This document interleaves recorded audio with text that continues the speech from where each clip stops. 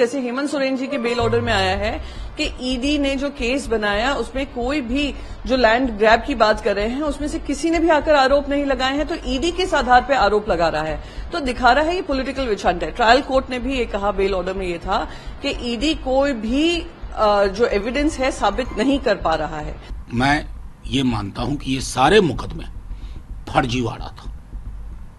एक व्यक्ति के इशारे पे ये सारी संस्थाएं पॉलिटिकल लीडर्स के पीछे पड़ी हुई थी। मोदी और शाह जी के जमाने में हमारी जुडिशरी भी पॉलिटिकल हो गई ना। हमारी जुडिशरी पॉलिटिकल हो गई। पॉलिटिकल दबाव में हमारी जुडिशरी काम करती है।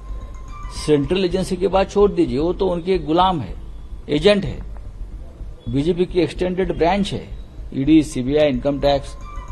अब समय आ गया है कि 240 वाली भारतीय जनता पार्टी है, दूसरी राज्य पार्टियों के साथ आकर उन्होंने सरकार बनाई है।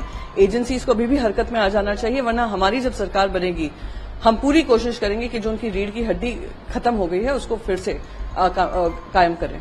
जिस तरह से लोकसभा में जो जनादेश आया है और राहुल गांधी नेता प्रतिपक्ष बने हैं, तो अब इतना आसान नहीं है मनमानी करना। सरकार बदलने के बाद विपक्ष के नेता पद पर राहुल गांधी आने के बाद ही, या विपक्ष की ताकत तो आपने देखी है, वो देखने के बाद ही हेमंत सोरेन जी को बेल मिला है।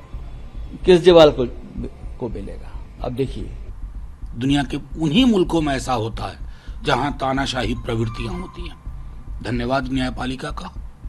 समझ में इनको आना चाहिए कि फर्जीवाड़ा करके आपने चुनाव से बाहर रख दिया ना हेमंत जी को, कब तक रखोगे? कभी ना कभी तो न्याय की जीत होगी। इसलिए इस तरह की हरकतों से बाज आइए सरकार बहादुर।